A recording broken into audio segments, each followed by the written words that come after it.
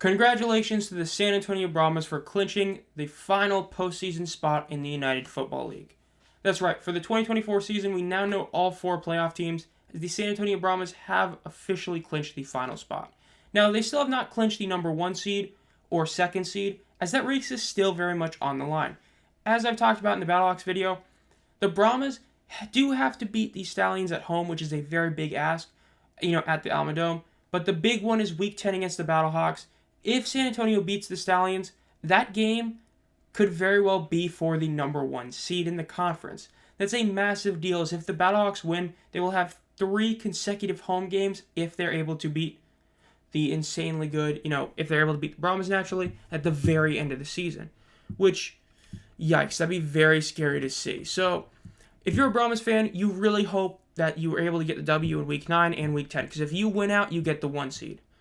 As for this team as a whole, though, when you look at this overall win area, it's a bit murky. Look, the Brahmas, to most people, are probably the 4th best team and have the least shot at winning the championship. And the reason is because of the fact that a lot of the wins were kind of fluky. The Week 1 game against DC, while the score is lopsided, the actual context, that game was very close, and if anything, the defenders should have won. It took a right tackle throwing the game and an insane Alex Millette touchdown to get San Antonio the win. Week 2 was a hilarious choke job by Memphis. And even the Roughnecks game, they barely squeaked by that one. You could very well see this team with 3 extra losses, but as I talked about earlier in the season, the Brahmas last year would have lost all 3 of those games. While there are gripes about Wade Phillips and AJ Smith, they have been insanely massive upgrades over Hines Ward. The fact that people actually defended Hines Ward and said he shouldn't have been let go and should have been paid in full, I never understood that. He wasn't a good coach last year, and it's being proven more and more this year when you look at what Wade and AJ have been able to do with this Brahmas team. Again, while there were games that the team really didn't look that good in, they were still able to get the W, which is something that the previous regime and the previous team of last year would not have done. So they are 6-2. Is it a fluky 6-2? For sure. Is it still 6-2? For sure. That's why they're in the playoffs. Now, when you look at this team's roster, you look at the guys that are leading their stats, and you realize just a pretty good reason why this team's good. Look, Quinton Dormady has been very much like he was last year. Very overrated. A guy that is very hot and cold. Even this past week where he had an overall solid game, granted, his second half was much better than it was against Michigan, but his second half was once again a clear dip in performance compared to his first half. He is currently a quarterback that has had 2 incredible first halves, 1 solid second half this past week, and then been trashed the rest of the time. Now, the good news, Chase Garbers potentially could be back in the next couple weeks. Now, do you want to start him while he's, recovering from an injury? That's a big question. But the fact is, Garbers was a very, very good quarterback and proved a lot of people wrong when he was the starter. So you might go back to him. Now, as for your rushing attack, at this point, have 3 guys. John Lovett is one of the best in the league when you look at him. He is right there for the league lead in rushing yards. And even though some of these guys haven't played a ton, even Anthony McFarland and Morgan Ellison have both been very solid backup backs for the team.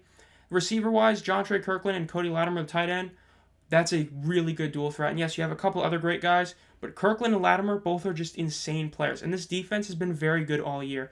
Currently, they're number 1 in points allowed, a huge assist to St. Louis and Houston, putting up a ton of points in Birmingham in the past 2 weeks. Yardage-wise, they leave a bit to be desired at 261, which is still really good, but many teams are above that. But their points allowed at 126 is a very good number, and is why this team is very solid.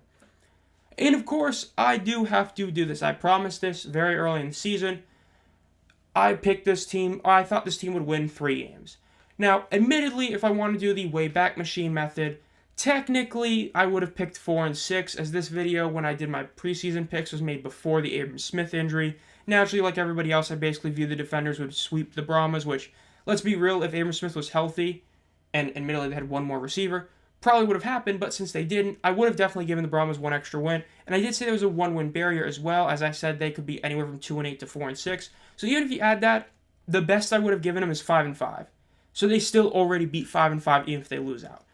So yes, I do apologize. I was a Brahmas hater at the beginning of the season. Now yes, while my Quinton Dormady slander has kind of aged like wine, I wouldn't say fine wine because of this past week, just a little, decent wine. Everything else about the team has not aged well. The receiving core has been much better than I gave it credit for at the beginning of the season. The running back room has been pretty solid. It's been hit or miss, but especially recently it's been very solid. Chase Garbers especially, Dude proved a lot of people wrong, including myself. So I do apologize for the Brahmas fans. I know there's a couple of you guys who are big Brahmas fans. And I did admit that I was going to do this apology. I said I would do this, once they won 5 games and made the playoffs and all that. So this is my apology. I do think you guys probably get eliminated by St. Louis, unless AJ doesn't play. Then that's a different story.